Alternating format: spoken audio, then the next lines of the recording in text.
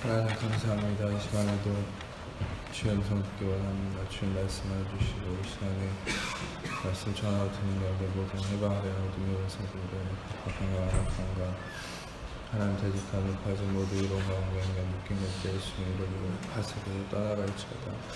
성령님만 이곳에 하나님을 초청하고 모셔드리고 인정하고 의지하는 영광으로 임하시고 다스리시고 충만케 하시며 주의 나라 임해 주시고 뜻이 하늘에서 이루어진 것 같이 땅에서 이루어지는 주께서 예배하시고 신령하는 30배, 60배, 100배 차원 넘치의 은혜 가득하도록 이 시간 주장하시고 쌓여 주옵소서.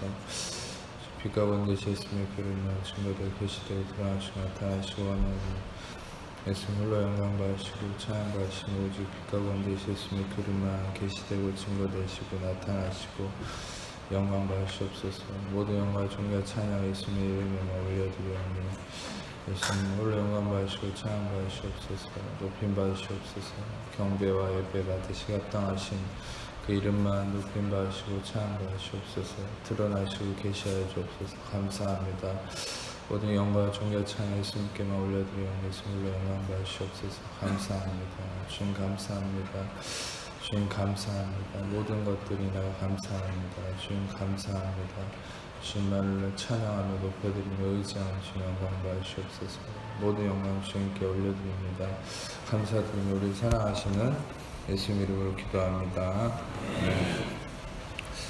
우리가 전에도 계속 수예배 때에도 성령께서 인도하심을 따라서 나누고 있지만 이 성경의 인물들이나 성경에 나타나 있는 모든 부분들을 통해서 하나님께서 무엇을 드러내려고 하시느냐, 어떤 사람의 행위나 어떤 무엇을 하나님은 의도하신 것이 아니라 성경은 모든 것이 그 아들을 항상 드러내고자 하시는 하나님의 뜻이 있다는 것을 여러분이 아셔야 된다는 거죠.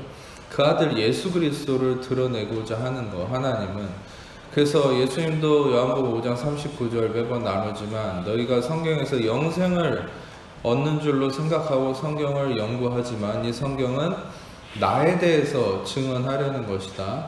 다시 말하면 예수님은 자기 자신을 아버지가 나타내려고 하시는 이유가 뭔지를 우리는 성경을 통해서 확인할 수 있죠. 왜 하나님은 예수님을 드러내려고 하실까? 그것은 예수라는 이름에 있습니다. 비밀이. 아들을 낳으리니 그 이름을 예수라 하라. 이 예수라는 이름은 그는 그 백성을 구원할 자입니다. 다시 말하면 예슈아라는 이 이름 자체에서 우리는 하나님이 왜 예수님을 드러내고자 하시는지 알 수 있죠. 그것은 뭡니까? 구원에 있다는 것. 구원. 구원을 여러분이 죽고 나서 천국 가는 의미로만 생각하니까 여러분 구원을 너무 이질적으로 생각하는데 구원이란 여러분 모든 삶에 적용되는 것이에요. 여러분이 고민하는 거, 지금 목표로 삼는 거, 우리 학생들이 좋은 성적을 받고 어떤 군인들이 좋은 성과를 거두기 위해서 노력하고 또 내가 고민해서 해결되고 삶에서 경험되어지는 모든 게 구원이에요. 실상 이 구원의 아주 이 핵심적인 문제 뭡니까? 의미가 뭐라 했어요? 구원의 어떤 의미는 뭐냐? 그것은 내가 경험하는 모든 과정 속에서의 해결됨, 성취됨, 그것이 이루어짐을 구원이라고 얘기했죠. 근본적으로 메시아닉 구원이란 죄값이 치러지고 의인됨을 통한 하나님 나라에 들어가는 천국 가는 것도 메시아닉 구원이지만 더 1차적인 의미는 여러분 삶에서 경험하는 모든 문제에서 자유케 되고 해결되고 또 요한 3서 2절에 얘기한 것처럼 내 영혼이 잘됨 같이 범사가 잘되고 강건케 되는 것, 영혼이 잘됨 같이 범사가 잘되는 것, 그 모든 게 구원입니다. 다시 말하면 여러분이 이 구원을 이루시기 위해서 하나님께서 그 아들 예수님을 택정하시고 그 아들을 통해서 이 땅의 모든 것을 이미 예비하시고 계획하심 속에 그분이 이루어 가신다. 다시 말하면 이 구원을 이루시기 위함입니다. 그러니까 이 구원은 우리 스스로가 할 수 없다는 거죠. 이미 그 아들을 통해서 창세 전부터 미리 아신 바, 미리 예비하신 바 된 대로 그 아들은 창조 전부터 계셨고 창조를 직접 행하신 분이고 창조 이후에도 모든 것을 이루시고 마지막 때까지 모든 것을 어제도 있었고 오늘도 계시며 장차 오실 큰 자, 그 예수가 구원을 이루시고 여러분 삶의 모든 거예요. 그러니까 여러분들이 알아야 될 것은 우리는 기독교라는 거, 우리는 기독교라는 부분에 대해서 종교로 생각하기 때문에 예수님을 잘못 이해하는 부분이 많은데, 우리는 알아야 될 것은 이 자리에 오신 이유는, 여러분이 말씀을 읽고 기도하고 예배하는 이유는 한 가지입니다. 그것은 생명을 위해서요. 근데 그 생명은 어디에 있습니까? 생명은 어떤 종교라는 이름에 있지 않아요. 생명은 전에도 얘기했듯이 하나님이라는 그 이름에도 있지 않아요. 생명은 예수라는 이름에만 있습니다. 믿으십니까? 내가 곧 길이요 진리요 생명이니 나로 말미암지 않고는 아버지께로 올 자가 없다고 했어요. 왜 많은 사람들이 그러니까 잘못된 신학과 잘못된 교리의 영향이겠죠. 왜 많은 사람들이 하나님의 이름은 찾으면서 왜 예수라는 이름에 의미를 두지 않냐는 거예요. 왜 예수라는 이름의 핵심은 두지 않고 왜 예수라는 그 존재, 그 영생에 왜 생명에 초점을 맞추지 않냐는 거예요. 그것은 왜입니까? 그것은 우리의 육신 자체가 이미 우리가 입고 있는 이 한계적인 육신이 예수를 거부하는 거예요. 이 구원을 거부하는 거예요. 왠지 아세요? 예수만이 구원을 이룰 수 있고 예수만이 십자가를 지셨고 예수만이 성취하셨는데, 문제는 우리의 육신, 여러분과 제가 입고 있는 이 육신은 뭐냐? 항상 내가 구원자가 되려고 하는 거예요. 내가 구원하고 내가 속죄하고 내가 성취하고 싶어 하기 때문에 우리가 예수님을 거부하는 거예요. 실상 우리는 예수님을 믿는다고 하지만 그 믿음은 선물로서 주어진 믿음이죠. 우리 영으로 인한 구원, 온전한 구원이 이루어진 믿음. 그런데 우리의 육신은 아직 한계성이 있기 때문에 우리의 육신은 끊임없이 예수를 거부하는 거예요. 왜? 예수를 거부하는 이유는 한 가지입니다. 방금 얘기 드린 것처럼 내 육신은 내가 나를 구원하고 성취하고자 하는 뜻이 있기 때문이죠. 그래서 하나님께서는 끊임없이 이 말씀을 통해서 예수라는 구원을 드러내서 우리 육신을 다스리기 원하는 거예요. 육신을 다스린다는 것은 나의 정욕을 다스리고자 하는, 육신의 정욕과 안목의 정욕과 이생애를 다스리고자 하는 의미가 아니에요. 여러분도 전에도 계속 들으셨겠지만 이 육신을 다스린다는 의미가 잘못된 이유가 뭐냐면, 우리는 항상 나의 어떤 모든 문제가 육신의 정욕과 안목의 정욕과 이생의 자랑이라고 생각하는데, 죄의 삭은 사망이죠. 다시 말하면 사망이 쏘는 것은 죄고 죄의 권능은 율법이다. 어떤 육신의 정욕과 안목의 정욕과 이생의 자랑은 무엇 때문에 표출되는 거지 그 뿌리가 아니에요. 뿌리를 뽑아야 돼요. 뿌리가 뭐냐? 여러분의 육신적 정욕의 뿌리가 뭐냐? 그게 바로 우리 육신이 내가 구원자가 되고 내가 공급자가 되고 내가 바로 예수가 되려고 하는 그 마음의 동기에서 우리는 정욕이 나오는 거예요. 그러니까 내가 내 정욕만 채찍으로 막 나를 다스리려고 평생을 살았던 이상한 교부가 있었다고 그랬죠. 그런 사람처럼 내가 내 정욕을 다스리려고 노력하면 우리는 뿌리를 놓치는 거예요. 가지만 치는 거예요. 한 일주일, 한 달 여러분이 금욕생활 할 수 있어요. 그러나 여러분이 알아야 될 것은 보여지는 가지를 친다고 해서 뿌리를 다루지 않으면 여러분 우리는 더 큰 문제가 생길 수 있어요. 눌러놨던 더 큰 문제가 화산이 폭발하듯이 오히려 누르면 누를수록 스프링의 탄성을 받은 것처럼 더 많이 튀어나올 수 있다는 거예요. 우리는 죄를 억누르고 정욕을 다스리는 게 여러분의 사명이 아닙니다. 그게 우리가 죄를 다스리는 게 아닙니다. 뿌리가 뭔지를 알아야죠. 뿌리가 뭡니까? 뿌리는 우리의 육신이 끊임없이 내가 예수가 되려 하고 내가 구원자가 되려고 하는. 목사님, 저는 이상한 이단들처럼 내가 교주가 되고 내가 예수라고 얘기한 적이 없는데요. 반문할 수 있겠지만 여러분 하루를 생각해 보세요. 여러분 순간순간, 물론 여러분만이 아니라 저도 마찬가지예요. 순간순간 우리의 모든 생각을 한번 따져보세요. 매 순간 우리는 예수가 되려고, 내가 예수가 되고 내가 구원자가 되려고 노력하고 있습니다. 그게 뭡니까? 내가 판단하고 내가 결정하고, 그래서 결국 내가 염려하고 근심하고 두려워하고, 그게 바로 내가 예수가 되고 내가 구원자가 되는 거예요. 내가 내 삶의 모든 것을 어떻게 하면 이룰까? 어떻게 하면 더 나아지게 만들까 고민하는 게 바로 그게 내가 예수가 되는 거예요. 여러분, 이 제자들이 누가복음 24절 보면 예수님이 십자가에 죽으셨을 때 모두가 다락방에 모여서 문을 걸어 잠그고 두려워했다 했습니다. 왜 두려웠을까요? 구원자이신 예수님이 옆에 눈에 보일 때는 그들은 예수님을 봤겠죠. 그러나 예수님이 죽고 없었다는 생각 때문에 이제는 자기 자신이 구원자가 되려고 했어요. 자기 자신이 성취하고 자기 자신이 속죄하려는 마음이 있을 때 이제 두려운 거예요. 이 두려움은 헬라어로 포보스, 포베오라는 단어를 썼는데 이거는 히브리어로는 근본적 두려움, 이 야레라는 두려움에서 나오는 말이에요. 히브리어 두려움 야레는 어디서 처음 등장합니까? 창세기 3장에 인간이 하나님 앞에 선악과를 먹고 범죄해서 숨었는데 하나님께서 어디냐고 아담을 찾았을 때 아담이 뭐라 했습니까? 내가 두려워서 숨었다 표현했어요. 그때 야레라는 단어를 씁니다. 이 근원적 두려움이 어디서 옵니까? 근원적 두려움은 귀신 영화를 볼 때 오는 게 아니에요. 근원적 두려움은 다른 게 아니라 내가 구원자가 되고 내가 예수의 자리에 들어갔을 때 그때 인간은 근원적 두려움에 빠져버립니다. 예수님이 십자가에서 내가 다 이루었다. 테텔레스타 쿨라. 내가 다 성취했다라고 얘기했을 때 그것은 근원적 두려움을 몰아낸 것이요. 그것은 무엇은 의미입니까? 이제는 너희가 구원자가 아니라는 것. 선악과를 먹고 너희가 예수의 자리에 오르고 너희가 십자가를 지려했고 선악과를 먹음으로 너희가 삶의 중심이 되려 했을 때 두려움에 빠져 있었지만 이제는 내가 십자가를 통해서 성취하고 속죄를 이루었기 때문에 넌 저리 가.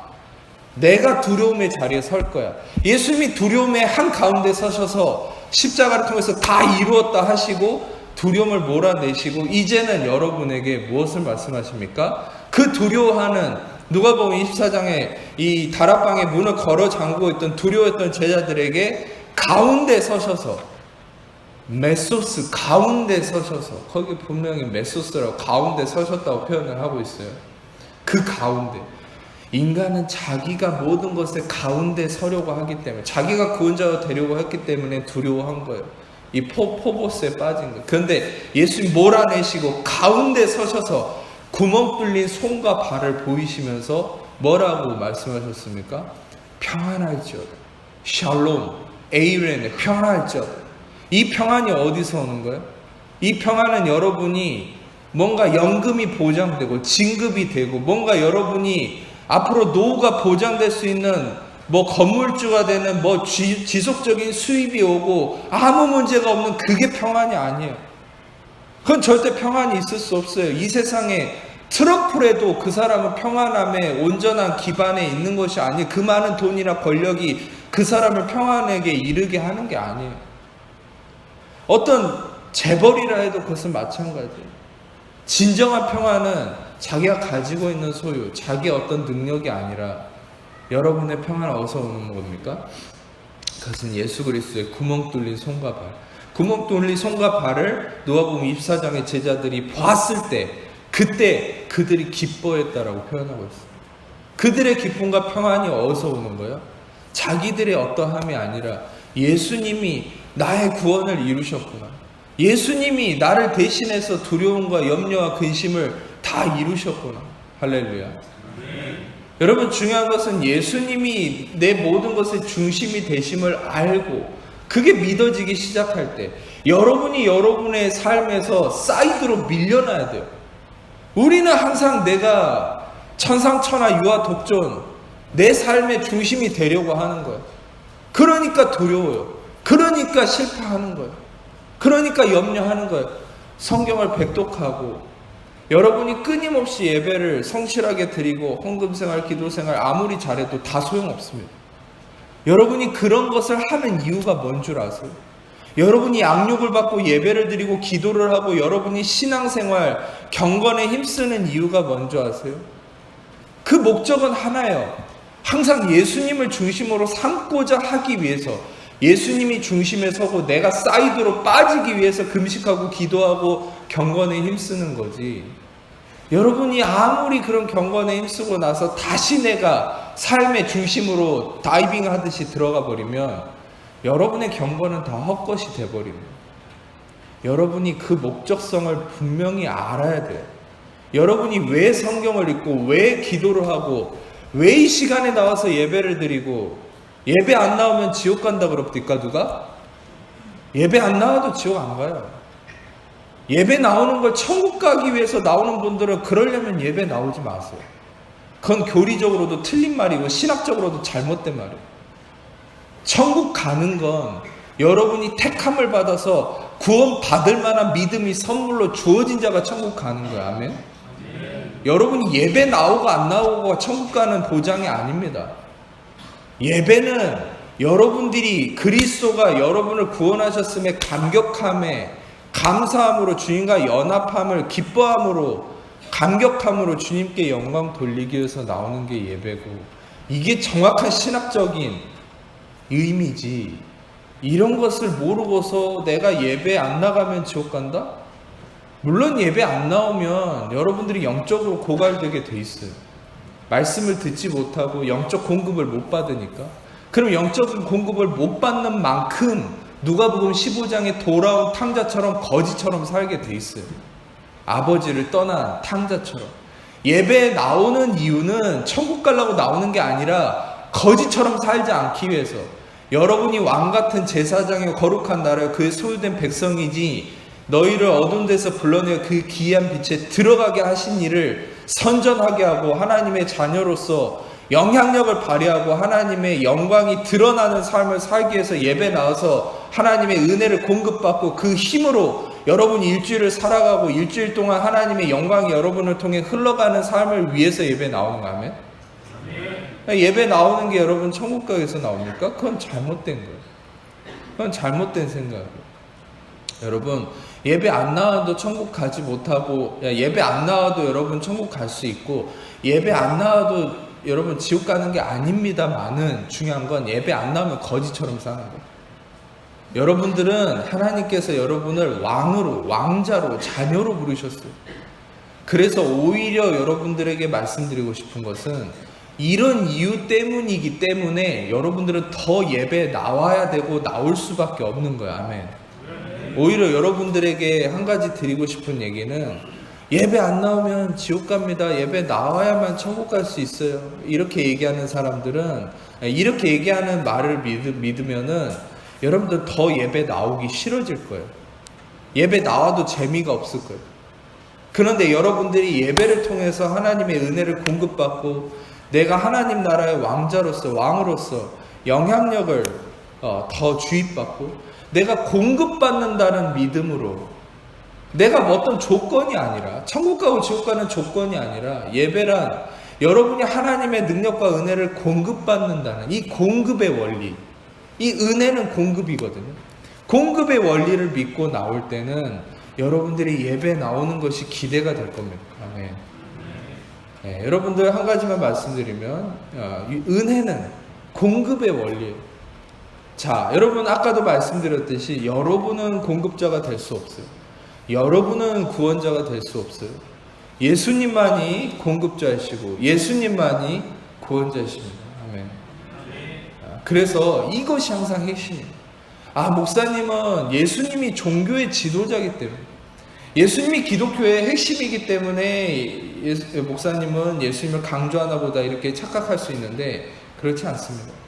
종교의 지도자로서가 아니라 그분이 생명이고 공급자이기 때문에, 그분이 여러분의 모든 것의 중심이기 때문에 여러분들은 말씀을 통해서, 모든 것을 통해서 예수님을 발견하고 듣고 그분이 어떤 분인지를 알면 알수록, 예수님에 대해서 알면 알수록 여러분들이 진정으로 하나님 아버지를 알게 되고 진정으로 하나님의 은혜와 진리에 임하게 되는 것이죠. 아멘. 오늘 말씀에서 나오는 요셉은 그런 의미에서 예수님 그 자체라고 볼 수 있습니다. 여러분들, 심지어는 저번 주 수요일 날 제가 사사기를 설교할 때 드보라라는 선지자, 에훗이라는 선지자조차도 그 인물 안에서 예수님이 본질적으로 스며들어 있고 본질적으로 예수님을 나타내고자 하는 성경적 장치가 있다고 얘기 드렸죠. 근데 이 요셉은 진짜 예수님을 아주 본질적으로 상징하는 인물이. 오늘 말씀을 보면 여러분들이 그런 부분을 좀 많이 확인할 수 있을 건데, 창세기 41장 46절을 보면 요셉이 애굽왕 바로 앞에 설 때에 30세라. 예수님은 30살 때, 30살, 31살 그 어간에 공생애를 시작하셨습니다. 다시 말하면 이것은 왜 이름을 굳이 여기서 30세라고 드러냈을까요? 여러분, 성경에서 이름을 이렇게 맨날 드러냅니까? 야곱은 몇 살이다, 이삭은 몇 살이다. 물론 죽을 때 나이는 드러내겠죠. 근데 이렇게 갑자기 요셉이 30세다 이렇게 표현하는 이유가 뭐라고 생각하십니까? 성경에서는 뜬금없이 어떤 의미들을 이렇게 언급할 때는 거기에 핵심적인 아주 성령님이 나타내고자 하는 의미가 있어요.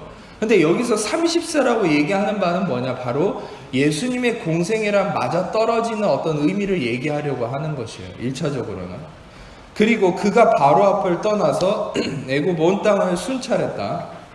자, 여러분, 이 상황이 뭐냐면 요셉은 이집트의 형들에게 붙잡혀가지고 젊은 어린 나이에 노예로 팔려갔죠. 노예로 팔려갔는데 결국 여차저차 하나님 은혜로 감옥까지 들어갔다가 결국에는 어떻게 됐습니까? 바로의 꿈을 해몽해줘서 그 하나님의 능력으로 해몽해줘서 결국에는 이집트의 국무총리가 됐죠. 이 국무총리라는 건 지금의 개념이 아니라 이 파라오가 뭐라 얘기했냐면 너보다 높은 자는 나의 보좌뿐이다. 다시 말하면 너에게 이집트의 모든 권한을 다 주겠다라고 얘기했죠. 다시 말하면 파라오의 대리자가 된 거예요.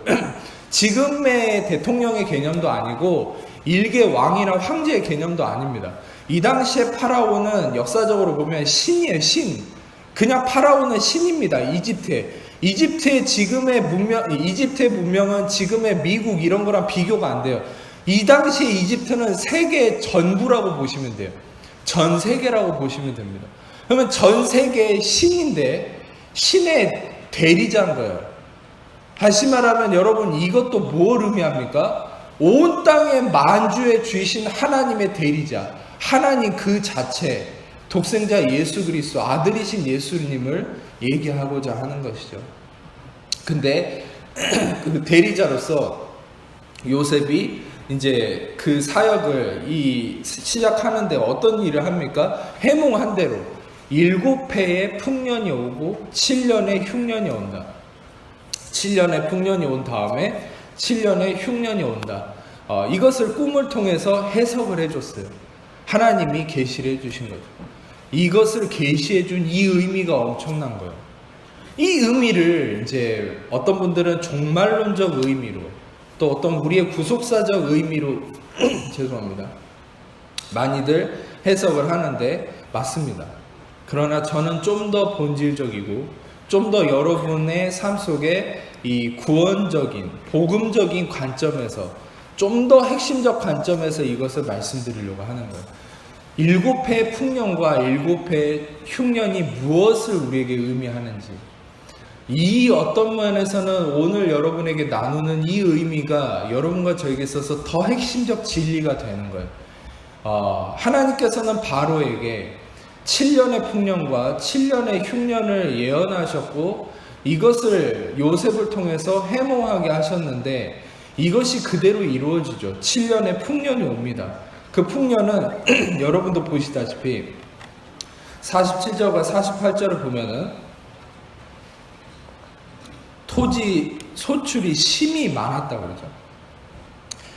그리고 48절을 보면은 7년의 곡물을 거두었는데 곡물을 쌓아둘 정도였고, 49절을 보면은 쌓아둔 곡식이 바다 모래같이 심이 많아서 세기를 그쳤으니 그 수가 한이 없다. 이게 무엇을 의미해요? 줘도 부족함이 없다는 거예요. 여러분, 인간의 삶은 한계성이 있습니다. 그러나 하나님 나라는 부족함이 없어요. 이것을 어디서 우리가 찾을 수 있습니까? 하나님 나라의 공급은 무제한이에요. 어디서 찾을 수 있습니까? 여러분, 핸드폰도 무제한은 무제한이 있는데 한계성이 있어요. 뭔지 아세요? 속도가 다운돼요. 저도 처음에 속았어요. 처음에 한 11기가 몇십 기가 주고 이 속도로 된 줄 알았더니 나중에 너무 느려지는 거예요. 무제한은 무제한인데. 근데 하나님 나라는 무제한인데 속도나 양이나 질이나 모든 것이 다 더 나아지는 것이 아멘. 이게 첫 번째 이 부분이 어디서 나타나냐? 요한복음 2장에 보면 가나의 혼인잔치를 보면 혼인잔치에서 포도주가 떨어졌는데 예수님께서 물을 떠오라 했는데 그 물이 포도주가 돼버리죠. 근데 그 포도주가 이 포도주는 여러분 아십니까? 와인이라는 것은 뭐 몇 년산 해가지고 더 오래될수록 가치가 있는 거잖아요. 맛이 있고. 그렇다고 해서 제가 와인을 먹는 건 아닙니다. 먹어본 적도 거의 없고. 그렇다고 해서 술 드신 분을 뭐라 하는 건 아니에요. 드신다고 해서 뭐 제가 문제 삼거나 그러진 않습니다. 그런데 여러분 중요한 것은 이 와인은 오래될수록 시간이 많이 될수록 맛이 더 좋아지는 건데 가치가 있고, 예수님의 포도주는 보세요. 순간이에요. 순간. 그러니까 예수님은 시간을 초월하시는 거예요. 아멘. 우리의 시간에 매여 있지 않아요. 순간 물이 포도주로 바뀌었는데 사람들이 뭐라 합니까? 어떻게 나중에 가져온 포도주가 처음 거보다 더 맛있냐는 거예요. 여러분, 질이 더 좋아지는 거죠. 예수님이 공급하시는 것은, 하나님 나라에서 이루어지는 공급은 더 질이 좋습니다. 아멘. 자, 양을 생각해 보세요. 여러분, 질도 물론 그렇지만 양도, 여러분 우리가 오병이어 사건을 보세요. 오병이어 사건을 보면 여러분 떡 5개하고 물고기 2마리인데 2만 명 정도가 계속 나누는데 부족하지 않을 정도가 아니라, 성경에서 보면 코르타조라는 단어를 써서 모두가 배부르게 먹었다. 다 풍족하게 채워졌다. 부족함이 없다는 것. 모두가 다. 부족함이 없을 정도로 오병이어를 먹었는데 12바구니가 남았어요. 여러분, 하나님 나라의 원리는 뭡니까? 양도 질도 무제한이라는 거예요. 할렐루야. 인간은 아무리 노력해도, 여러분 회복의 개념도 마찬가지예요. 인간은 무언가가 지진이나 천재지변이 일어나서 무너졌을 때 인간의 회복은 80%밖에 안 돼요. 그런데 하나님 나라의 회복은 무엇입니까? 120%. 5분의 1을 더했어. 120%는 딱 20%만 더했다는 의미가 아니라 그 전의 것을 상상할 수 없을 정도의 더한 회복, 넘치는 회복을 의미하는 거예요. 출애굽기 22장을 보면은 재밌는 율법이 나와요. 그게 뭐냐? 이 양을 잃어버리는 자는 양을 4마리를 갚아주고, 소를 잃어버린 자는 소를 5마리를 갚아주고. 왜 양은 4마리고 소는 5마리입니까? 더 큰 거를 잃어버릴수록 더 많이 갚아준다. 할렐루야. 여러분들이 더 많은 것을 삶 속에 잃어버리신 사람일수록 더 많은 것을 갚아주시는 하나님의 이 은혜의 공급, 하나님 나라의 이 절대적인 긍휼과 은혜의 공급을 믿으세요. 아멘. 이게 은혜.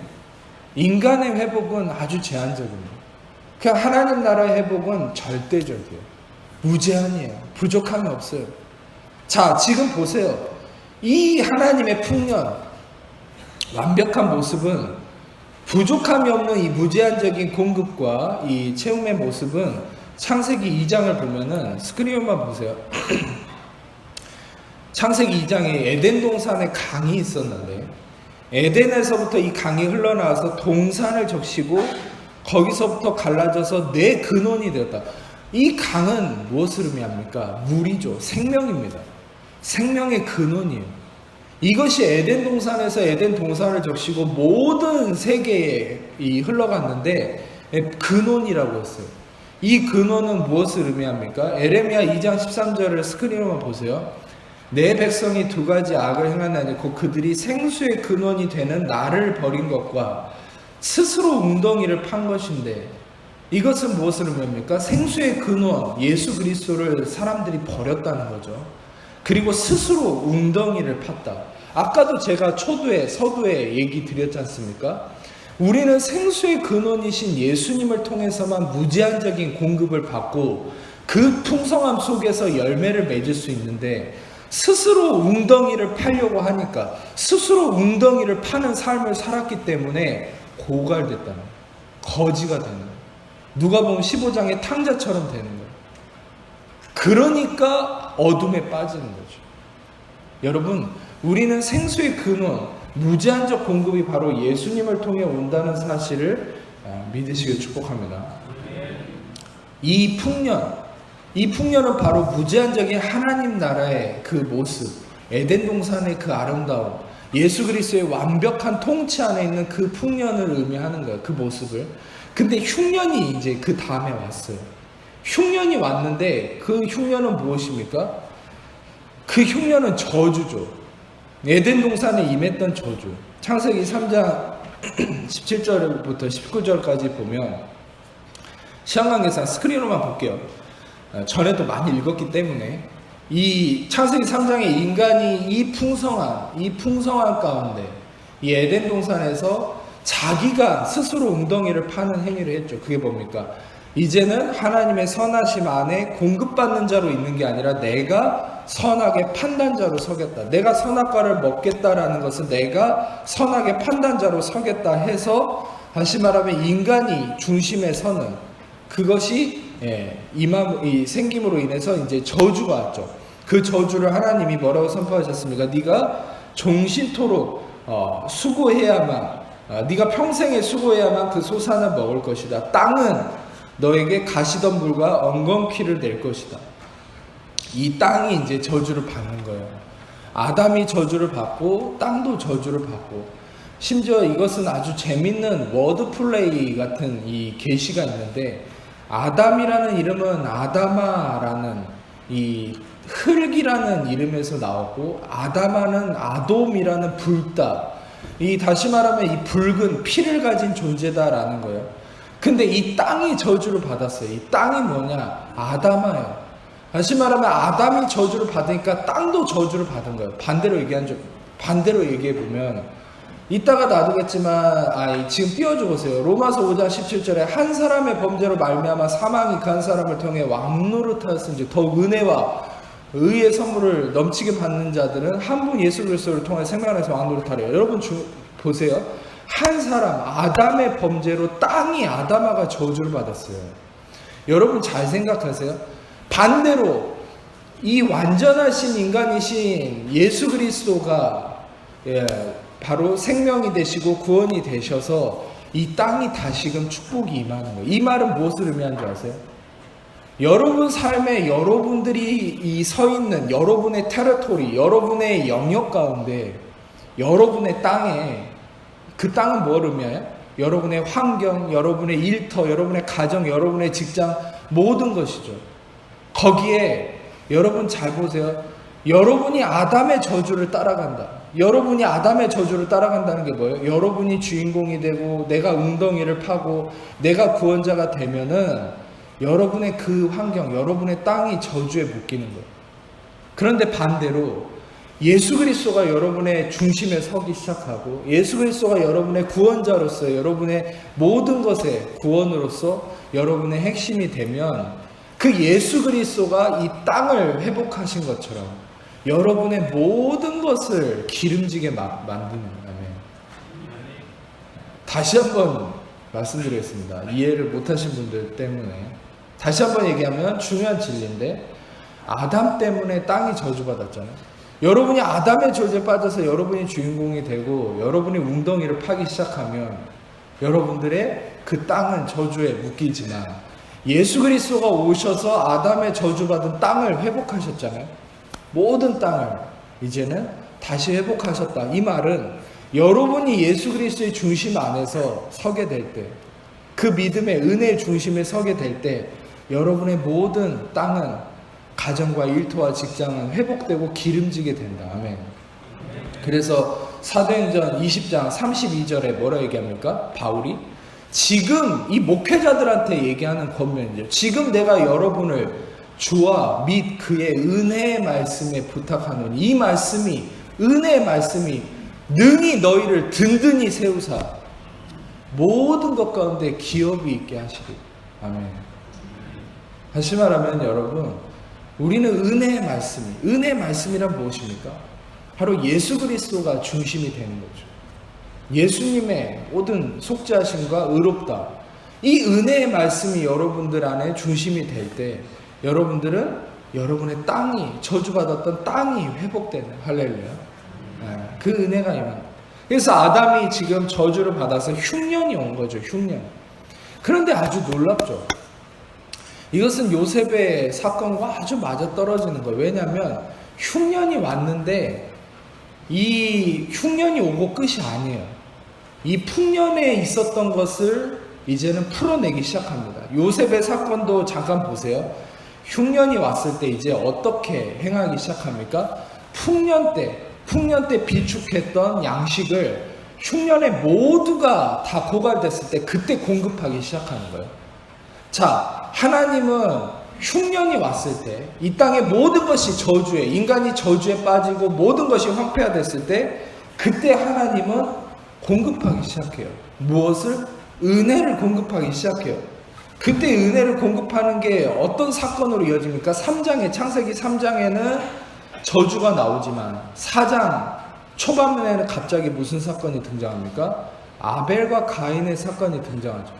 근데 아벨과 가인의 사건도 무슨 의미가 나옵니까? 그것은 이 둘의 하나님 앞에 제사하는 일로 인해서 이런 얘기가 나옵니다. 그 창세기 4장 3절을 보면은 스크린을 보여주세요. 가인은 땅의 소산으로 제물을 삼아 하나님께 드렸고 바벨은 양의 첫 새끼와 기름으로 드렸는데 아벨의 제물을 하나님 받으시고 가인의 제물을 받지 않았다. 이런 기록이 나오죠. 4장에 바로. 이건 뭘 의미하는 거예요? 왜 가인이 가인의 제물을 안 받았어요? 여기에 의미가 있어요. 가인이 땅의 소산으로 제물을 삼아 드렸다 했을 때 여기서 땅은 히브리어로 아다마예요. 아다마. 왜 가인은 저주받은 것을 하나님께 드리나요? 이게 인간의 악함이죠. 저주받은 것을 가지고 나가는 거예요. 아다마를 가지고. 분명히 창세기 3장에 아다마가 저주를 받았는데 가인은 아다마를 가지고 나가는 거예요. 저주받. 그러니까 안 받는 거예요. 근데 하나님이 받으시는 아벨의 제물은 더 좋은 거라서 받은 거예요? 아니요. 더 좋은 거라는 의미가 아니라 하나님이 왜 아벨의 제물을 받으셨느냐? 아벨의 제물은 예수 그리스도였거든요. 아멘. 하나님이 말씀하신, 그러면 창세기 3장에 도대체 목사님 예수 그리스도가 어디 나왔습니까? 하는데 여러분 잘 들으세요. 창세기 3장에 인간이 벗었을 때 무화과 나뭇잎으로 가렸을 때 하나님께서 동물의 가죽을 지어 입히셨다 했죠. 잘 한번 상상해 보세요. 동물의 가죽은 하나님이 짠 해가지고 아름다운 가죽을 준 게 아니라 최초로 보시기에 좋았던 그 동물을, 하나님이 창조물을 하나님이 죽이신 거예요. 죽이실 때는 어떻게 한 겁니까? 피를 쏟아내고 내장을 다 끄집어내는 거예요. 이게 바로 번제, 소제, 화목제, 속죄제, 속건제. 소제는 곡식으로 드리는 제사이기 때문에 다른 논외지만 그 제사를 드릴 때 하는 방식이 피를 쏟아내고 내장을 다 끄집어내서 가죽은 따로 분리하는 그 제사가 이루어진 거죠. 그 제사를 통해서 하나님이 제사를 의미하는 이 동물의 가죽, 이것을 지어 입히셨다. 그리고 창세기 4장에 바로 제사에 대한 부분이 나와요. 이것은 무엇을 의미하는 거예요? 바로 이 예수 그리스도를 통한 피 흘림의 제사를 통해서 우리는 공급이 이루어집니다. 여러분들, 우리는 인간의 모든 자들이, 여러분과 저는 흉년에 빠진 자들이랑 다름없어요. 그게 뭐예요? 로마서 3장 23절과 24절의 말씀처럼 모든 사람이 죄를 범하였으며 하나님 영광에 이르지 못하더니, 모든 사람이 죄를 범하였으며 하나님 영광에 이르지 못했었어요. 우리는 다 양 같아서 각기 제 길로 갔거늘 여호와께서 우리 무리의 죄악을 그에게 담당시키셨도다. 여러분, 모든 사람이 죄를 범하였으면 하나님 영광에 이르지 못하더니 그리스도 예수 안에 성령으로 말미암아 하나님의 은혜로 값없이 의롭다함을 얻은 자 되었다. 여러분, 우리의 모든 실존은 원래 저주 아래 있었어요. 흉년이에요. 그러나 하나님은 그 풍년에 있었던 하나님 나라의 에덴 동산 하나님 나라의 무제한적인 공급이 무엇을 통해서 우리에게 부어지는 겁니까? 바로 예수 그리스도의 제사, 바로 피 흘림의 속죄, 예수 그리스도의 십자가의 공로를 통해서만 여러분들에게 이 풍년의 은혜가 흉년에 빠져있는 모든 자들에게 흘러가는 거야. 할렐루야. 근원적으로 여러분이 구원받은 은혜가 무엇입니까? 예수 그리스도를 통해서 값없이 우리가 구원받았죠. 선물로서 1차적인 영의 구원이 이루어졌어요. 1차적으로는 여러분 영 안에 풍년이 이루어졌어요. 믿으십니까? 근데 여러분 삶에 이제 육신적인 여러분 삶에 이게 흘러나와야죠. 그것도 어떻게 이루어집니까?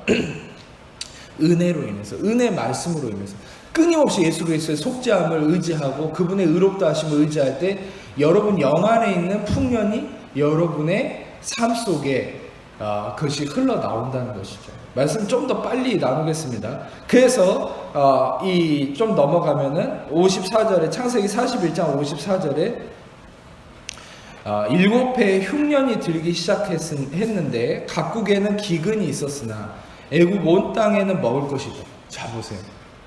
여러분 하나님 나라에만 먹을 것이 있는 거예요. 예수님 안에만 먹을 것이 있는 거예요. 할렐루야. 그러니까 아무리 돈이 많아도 아무리 모든 걸 누리는 것 같아도 모든 사람들은 갈급한 거예요. 아무리 여러분이 한번 잘 생각해 보세요. 강남역을 금요일이나 토요일날 가면은 일부러 람보르기니를 끌고 왱왱 하면서 지나다니는 애들이 있어요. 거기 사람들도 많은데 차 끌고 그냥 왱왱 일부러 엔진 소리 내가면서 람보르기니 끌고 와요. 왜? 나 람보르기니 탄다 그 말이야. 그렇게 해도 그 다음날은 갈급해서 미칠 거야 아마. 허무하고 인생이. 세상은요 아무리 모든 걸 가졌다 해도 갈급해요. 흉년이니까 흉년. 근데 여러분들은 람보르기니가 없어도 그리스도로 말미암아서 배부른 자예요. 아멘. 이 기쁨이 있어요. 여러분들은 평안이 있어요. 그렇지 않습니까? 여러분들 안에 예수 그리스도만이 진정한 만족이 되는 것이죠. 아멘. 자, 그래서 55절을 보세요. 55절부터 보면은 애굽 온 땅이 굶주렸는데 백성이 바로에게 부르짖어서 양식을 건데 아주 중요한 원리가 나와 있습니다. 애굽 모든 백성에게 바로가 뭐라고 이제 얘기합니까? 요셉에게 가서 그가 너에게 이르는 대로 하라. 이런 대사들이 굉장히 의미가 있죠. 잘 생각해 보세요. 그냥 바로가 그래 내가 은혜를 베풀겠다. 내가 뭐 너에게 양식을 주겠다. 보통 왕들은 이렇게 하잖아요. 근데 왜 굳이 성경에 바로가 이렇게 얘기했다는 구절이 나올까요? 요셉에게 가서 그가 너에게 이르는 대로 해라. 아주 재밌지 않습니까? 묵상하다 보면. 근데 제가 참고로 보여드릴게요. 마태복음 17장 5절. 17장 5절 스크린만 보세요. 말할 때 호련히 빛난 구름이 그들을 덮으면서 쭉 나오면서 뭐라고 하나님이 제자들에게 예수님에 대해서 얘기하십니까? 너희는 그의 말을 들어라. 너희는 그의 말을 들어라. 요한복음 14장 6절에서 7절. 7절만 보세요. 6절은 내가 곧 길이요 진리요 생명이니 나로 말미암지 않고는 아버지께로 올 자가 없다. 근데 7절은 뭐랍니까? 너희가 나를 알았더라면 내 아버지도 알았을 것이고 이제부터 너희가 그를 알았고 보았다. 다시 말하면 예수님을 통해서만 나오라는 거예요. 예수님을 통해서만 공급받는다는 거예요. 파라오조차도 요셉에게 구해라. 무엇을 의미합니까? 여러분 우리는 요셉이신 예수님께 구하는 거예요. 아멘. 예수님만이 공급자인 거니까. 예. 그러니까 요셉이 그가 너에게 이르는 대로 가서 그가 너희에게 이르는 대로 하라. 요셉의 말을 들으라는 거죠. 55절을 그 다음에 온 지면에 기근이 있어서 요셉이 모든 창고를 열었는데 애굽 백성에게 팔았다. 근데 여기서 이제 좀 애매한 여러분들에게는 좀 어려울 수 있는 부분이 나오는 부분이 있는데 이제 이거 설명하고 마치겠습니다. 애굽 백성에게 팔았다고 나와요. 팔았다고. 애굽 땅에 기근이 심했다. 각국 백성도 양식을 사려고 애굽으로 시작할 때 안 그랬는데 하다 보니까 목이 쉬어버렸네. 죄송합니다. 애굽으로 들어와서 요셉에게 이르렀는데 기근이 온 세상에 심했다. 여러분, 애굽 백성에게 팔았어요. 돈 주고 팔든 어쨌든 중요한 건 여기서 팔았다고 나옵니다. 그런데 중요한 것은 여기서 하나님 나라에서 우리한테 뭘 팔까요? 아니요. 하나님 나라의 원리는 그게 아니에요. 이사야 55장 1절에 3절. 이사야 55장 1절에 3절인데 이거는 중요한 부분이니까 한번 같이 읽어보겠습니다. 시작. 이사야 55장 1절에 3절 없습니까? 없나 보요. 제가 읽어드리겠습니다. 너희 목마른 자들아 물로 나오라. 돈 없는 자도 오라. 너희는 와서 사 먹되 돈 없이 값 없이 와서 포도주와 젖을 사라. 너희가 어찌해서 양식이 아닌 것을 위해서 은을 달아주고 배부르게 하고 너희 쭉 나가고 그러면서 뭐라고 얘기하냐면 내게 듣고 들을지어다. 그리하면 너희가 좋은 것을 먹을 것이며 너희 자신들이 기름진 것으로 즐거움을 얻으리라. 너희는 귀를 기울이고 내게로 나와 들으라. 그리하면 너희의 영혼이 살리라. 내가 너희를 위하여 영원한 언약을 맺으리니 다윗에게 허락하고 하시라. 이 말씀의 핵심의 의미가 뭐냐면 너희가 아주 역설적이죠. 돈 없는 자도 와서 사 먹으라는 거예요. 돈 없이 값 없이 와서 포도주와 젖을 사라는 게 말이 됩니까? 사긴 사라는데 돈 없이 사라는 말이? 이게 무슨 말인가요? 도대체 여기서 산다는 말이 뭔 말일까요? 그것은 듣고 들으라는 거예요. 듣고 들으면 너희에게 무엇을 들으라는 것도 너희에게 나와 들으라. 그리하면 너희 영혼이 살려. 너희를 위해 영원한 언약을 맺는다. 확실한 은혜라. 다시 말하면 은혜를 듣고 들으라는 거야. 아멘. 값없이 주어지는 은혜. 은혜의 말씀을 듣고 들으면 그 듣는 것이 뭐라는 거예요? 돈 없이 값 없이 와서 사 먹는 거예요. 여러분, 자 이제 마무리하겠습니다. 여러분, 애굽의 이 백성들이 이 풍족한 하나님 나라에 이 거하는 흉년에 처한 자들이 하나님 나라의 공급을 받기 위해서 요셉에게 가서 사 먹게 되는데 양식을 이 사 먹는 것에 이사야 55장 1절에서 3절까지는 뭐라고 성령님이 말씀하시는 거예요? 돈 주고 사 먹는 게 아니라 이 사 먹는 건 너희가 은혜를 듣는 것이 사 먹는 거라는 거야. 아멘. 은혜의 말씀을 듣는 것이, 여러분이 은혜의 말씀, 이재방이가 설교하는 것 같은 이 예수님의 죄사함과 의롭다함에 은혜의 말씀을 듣고 또 들으면 그것이 바로 사 먹는 것이고, 그 듣고 들음을 통해서 여러분 하나님 나라의 공급이 여러분 삶에 이루어집니다. 그래서 여러분 더 풍족하게 된다는, 아멘. 이 풍족함의 은혜가 여러분 삶에 있기를 축복합니다. 아픈 곳이 있는 분들 아픈 곳에 손을 얹으시고 그 외에 다 가슴에 손을 얹고 제가 기도하겠습니다. 하나님 감사합니다. 이 시간에 온전히 속죄하시고 피 흘려 대속하시며 이루신 죽으시고 부활하신 예수의 이름으로 명하노니 하나님 자녀를 묻고 있는 모든 염려 의심 불안 저주 두려움 삶문제 질병 고통 마귀 엉망과 묶임과 저주 악함들 예수의 이름으로 떠나갈지어다. 자유케 될지어다. 모든 삶에 하나님께서 그리스도를 통해 이루신 회복과 은혜가 모든 영역이 예수 이름으로 온전케 될지어다. 회복될지어다. 자유케 될지어다. 주님 평강으로 임하시옵소서. 유방의 모든 문제 예수 이름으로 치유될지어다. 감사합니다. 주님 감사합니다. 예수 이름으로 잇몸의 모든 문제 예수 이름으로 치유될지어다. 감사합니다. 귀의 이명 예수 이름으로 떠나갈지어다. 감사합니다. 혀의 모든 염증 난 것들 예수 이름으로 회복될지어다. 주님 감사합니다. 목의 기관지의 모든 문제도 예수 이름으로 회복될지어다. 감사합니다. 주님 감사합니다. 목 관절의 문제 예수 이름으로 온전케 될지어다. 주님 감사합니다. 머리에 두피에 탈모로 인한 문제 예수 이름으로 온전케 될지어다. 감사합니다. 머리가 나게 될지어다. 감사합니다. 주님 영광 받아 주옵소서. 또 주님 감사합니다. 입술의 모든 문제 예수의 이름으로 회복될지어다. 주님 감사합니다. 주님 영광 받아 주옵소서. 모든 영광 주님께 올려드리고 우리를 사랑하시는 예수님 이름으로 기도합니다.